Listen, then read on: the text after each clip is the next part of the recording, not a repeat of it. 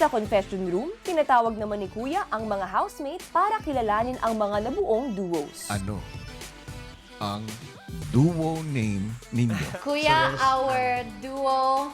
Is Team Kish. Mwah! Huwag niyo kaming i-bash. Ayun nga po pala ang dakla. Dakla! Hello po! We are Aisley! Nice to meet you, Aisley. Nice to meet you, Kuya! Ralph. Mika, a.k.a. Rami! Maraming kayang gawin? Maraming gustong abutin. 1, 2, 3, go. Ace near. Kung energetic ang mga naunang housemates, ang mga sumunod naman, Ako si Bren. And we're here to show What a collab. is meant to be.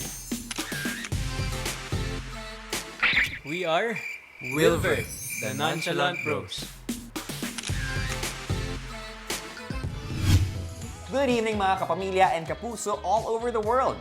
Nalaman na nga natin ang big twist this season na pagkakabuo ng mga duos. Bawat duo ay kinabibilangan ng isang kapuso at isang kapamilya para mag-collab.